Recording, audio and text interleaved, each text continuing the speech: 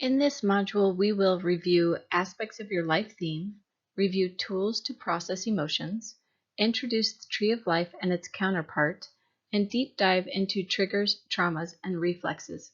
Even though we have taken the first step in helping figure out what makes you tick, it's important to know a few additional things about your life theme. Disclaimers. Your life theme will always be with you.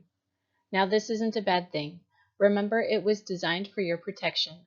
Over time, as you learn to listen to it and use the tools provided, you can help to soothe it and monitor it so it works with you versus against you.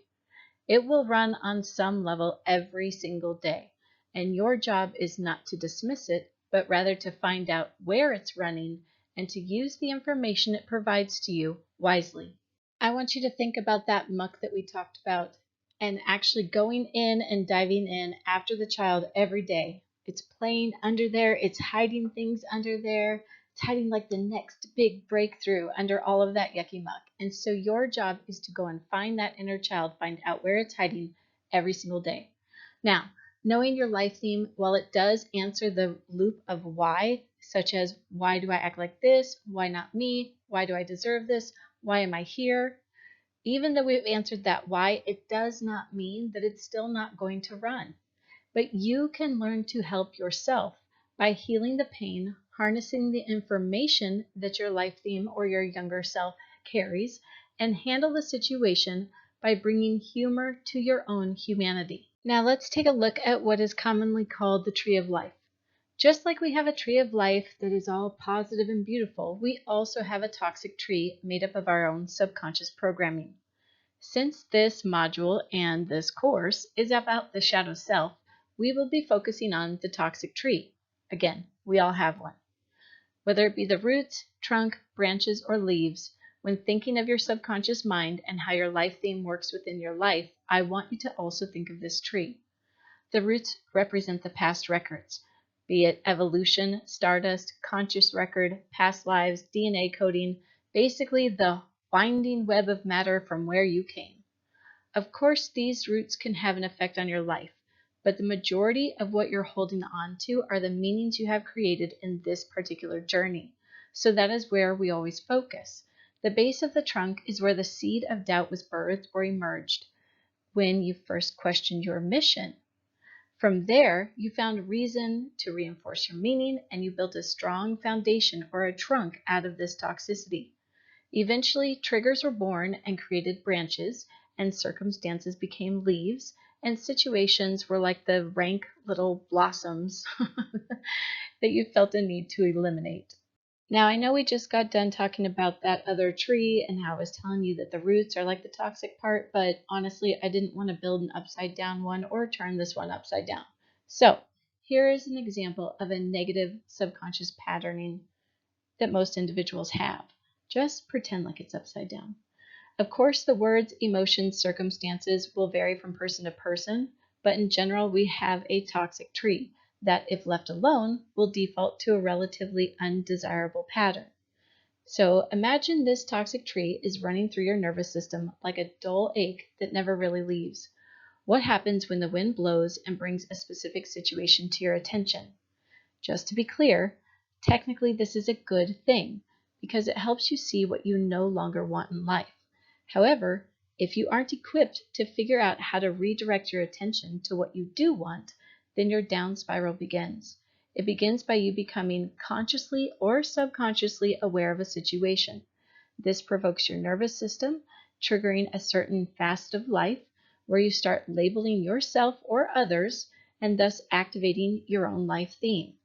It then starts running rampant through your mind and often out of your mouth as an unfavorable reply, which most of the time will leave you full of regret, thus bringing more situations to your awareness to only repeat this exact pattern.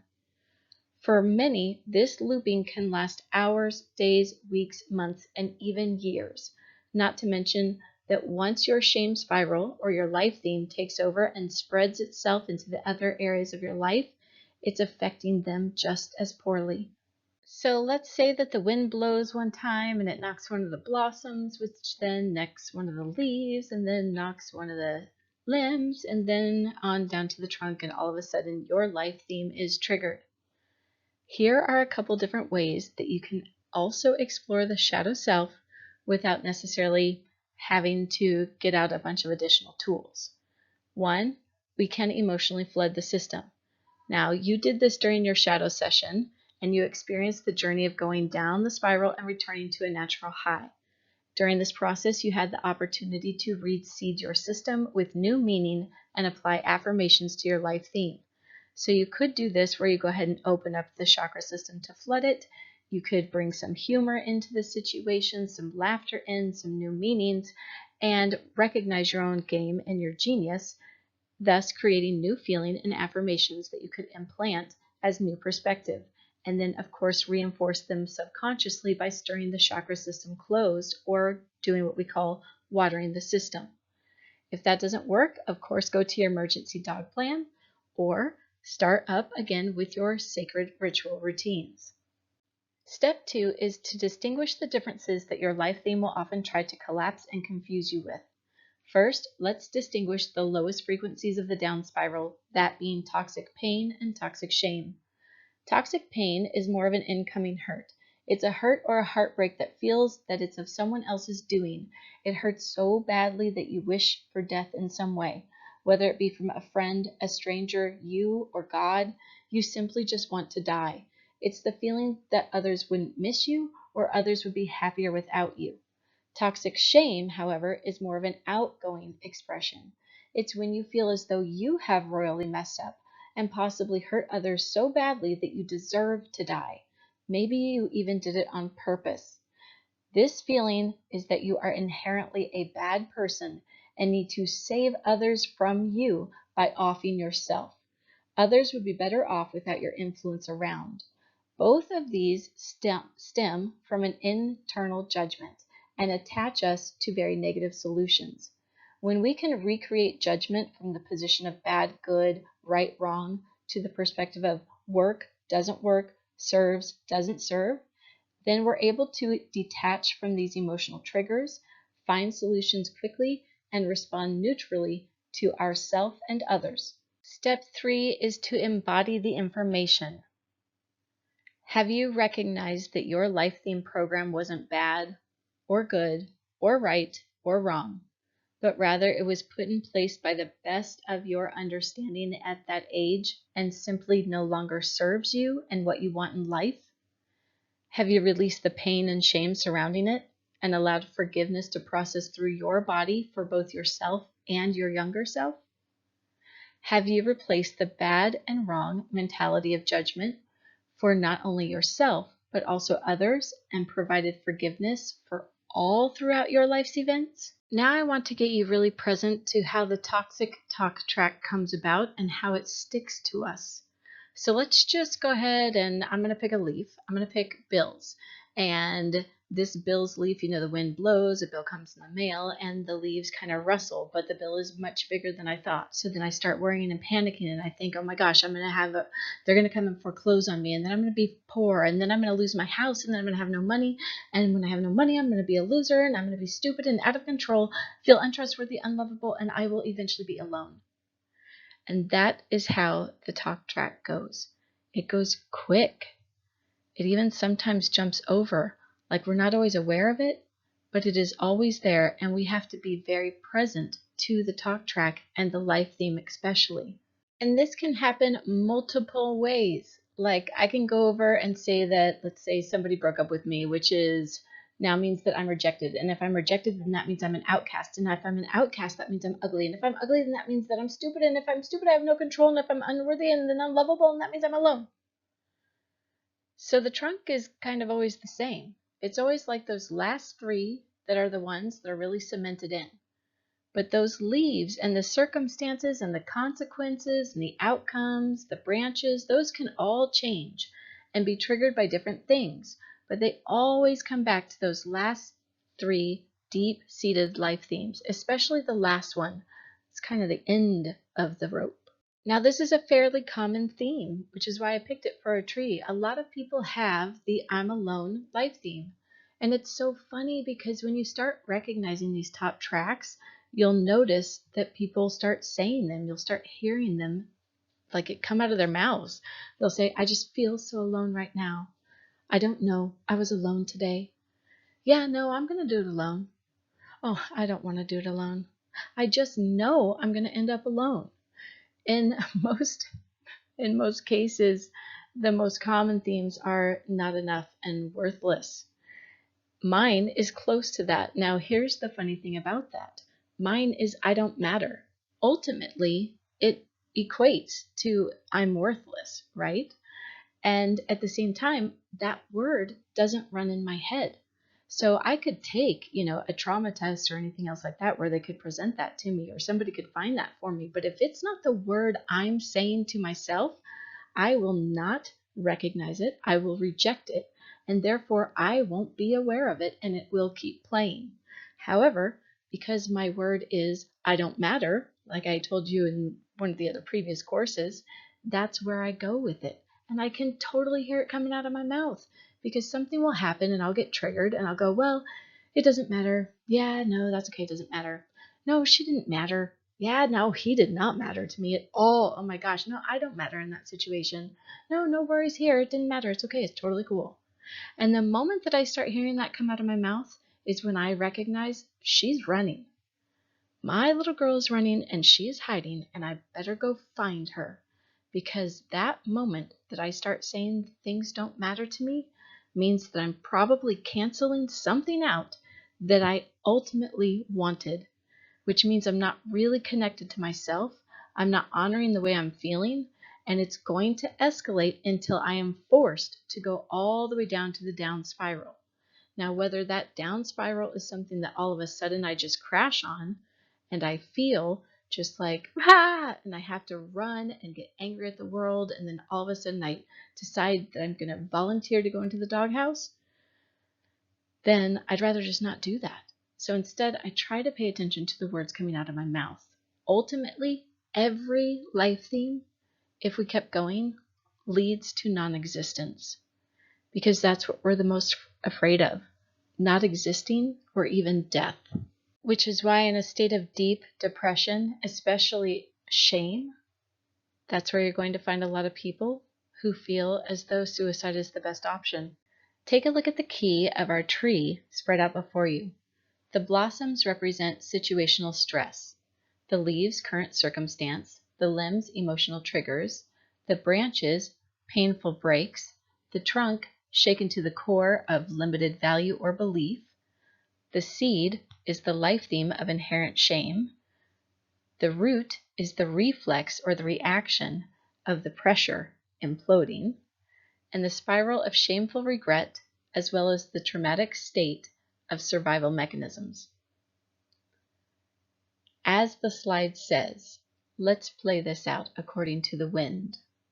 When the wind blows, it causes a current of internal toxic talk by provoking the blossoms of situational stress attached to the leaves of current circumstance, emotionally triggering the splitting of limbs, breaking the branches of growing physical pain, reaching out from a weighted trunk of toxic belief, sprouting from a seed of inherent thematic shame, which thus activates the root reflex, delivering a swirling spiral of shameful regret, and effectively dropping the seed into a traumatic state of survival mechanisms. Let's review this previous state of survival you had created from your life theme. I want you to think back to your shadow session and the life theme you found. What is it? Your life theme is the subconscious program that your child created to protect you in life. However, as an adult, it didn't feel as though it protects us from anything. It actually feels like it stops us. So I want you to think back on the situation where you originally created it, when you were really, really young. How did it help you? And what did you make it mean about you in order for it to keep you alive as you move through life until this day? The goal of this next activity is to help you become unfuckable with, meaning nothing and no one can get under your skin. For if you have no buttons to push, no one can push your buttons. This helps prevent the system from being manipulated, gaslit, used, taken advantage of, while also providing safety within the skin. To do this, we deactivate personal points of pressure by identifying an emotional charge through an expanded state of triggered awareness. This is why it is so important to get to know your emotional triggers, because while we can bounce back and forth between situational stress and current circumstance, once those emotional triggers start to hit, things painfully break, we are shaken to the core, our life theme triggers, the root reflex implodes, a shame spiral begins, and all of a sudden we are in a traumatic state of survival. In the next slide, I'm going to go ahead and bring up one of the trees from the previous slides, but this time it's not going to have any sound on it. It's just for your personal reference. What I want you to do is I want you to really, really study it. I want you to look at every word on there. Now, not all of the words might apply to you. That's not the point. The point is that it might cause an internal reflection for you to find your own default triggers, which is what we're looking for. These aren't just the regular snappy type of triggers. These are the internal emotional triggers that are your default settings. I want you to find the top 5 triggers of your life theme. What causes you to panic? What does that feel like when you do? And then what about reverse, like you feel like you got to back up or something and get out of the way? How does that feel inside your body, and what types of things cause that reaction in you? What about going numb or not caring or being indifferent? What are the kind of triggers that provide that in your system? As well as activating the drive within you or the desire to stand up for something, whether it be for you or someone else. I really want you to think back and use that tree as a reference to maybe even give you insight or inspiration to some other triggers that you might remember personally that cause these 5 type of feelings or emotions to activate within you, thus triggering your system. And if they come out of nowhere, it could be something that triggers your life theme, which we all know goes downhill from there, unless of course we dive in quickly to get out. Questions for default triggers. What are the top 5 default situations or circumstances that trigger your life theme, and what branch are they attached to? What makes your physical system activate a default state of panic, reverse, numbing, auto or overdrive, or standing up for your beliefs? What default triggers were you not aware of until they happened? What are the top 5 reactions that run off default when you are triggered?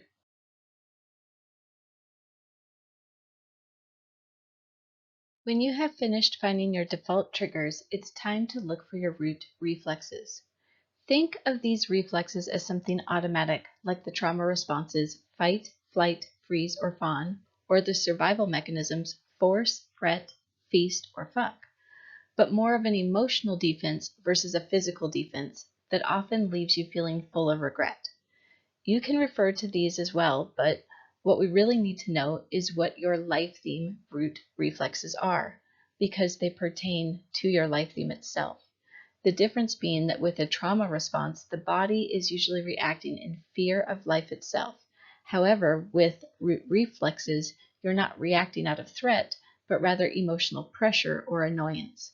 Because of this, reflexes often create an internal toxic pain or toxic shame, stressing out your system, and over time can cause disease or illness if you don't pause to recognize it.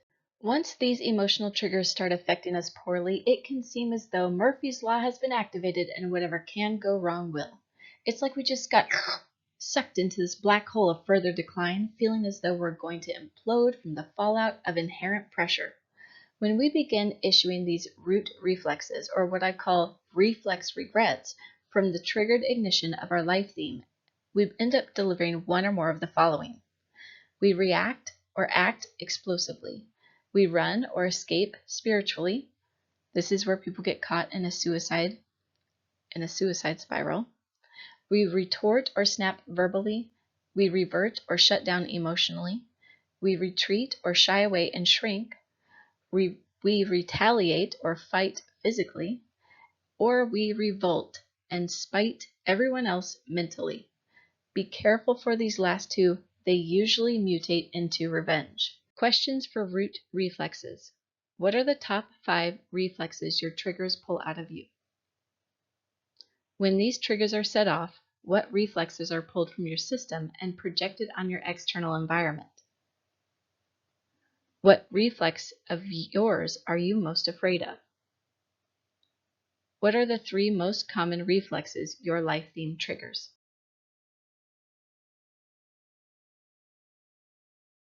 Ultimately, none of these things help you feel any better in the long run, and you know that. Typically, they all cause great regret, which just keeps you looping down the same shame spiral. So in order to heal this loop and close it in the future, we actually have to spend some time getting to know it and really recognizing when things feel off. At the beginning, even when things aren't off, I want you to utilize that doghouse plan. Use it so much, even when you don't feel crappy, so that you're really bringing all that gunk up. Because the faster you bring it up, the faster you'll process. And then you're over it, and you're on to the next thing that feels good.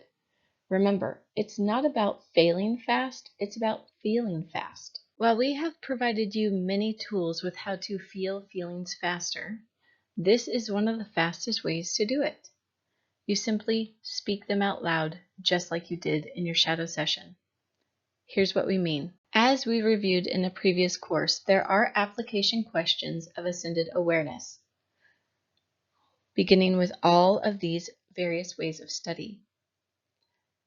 You can begin with starting and acknowledging a sense that something's wrong, which means that something has failed, which means it's time to feel it, the emotion, what is the feeling?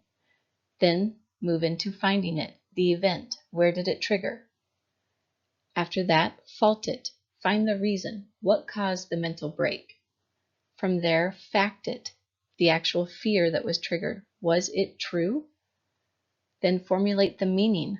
What is missing that is actually needed, be it an emotion or a task or a chore? From there, fuel it with the breath. Why not now? From that, forgive it, the salvation. Which path is the path to freedom, to freeing your dome? From there, face it, the deliverance.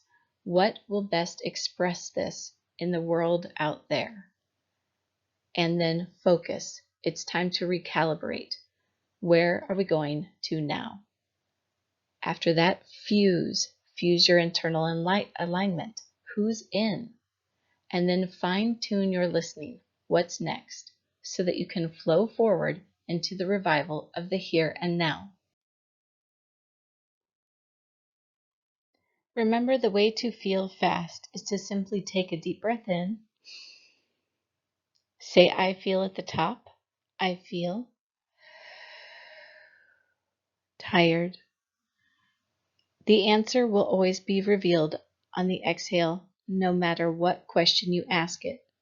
So if you're going to go down through all 13 states of ascension, then you just need to ask the correct question at the top of every breath and listen for the answer. However, if you'd like to do the left column, we have pulled 2 of those states from all of the 3 ways of being or the ways of mind, be it the physical mind, spiritual mind, or mental mind. The quickest way to process and ensure you are responding versus reacting in anything that you do is to simply inhale the breath and recognize its presence. If there's discomfort, you may have missed the mark, aka failed. From there, pick one of the lists.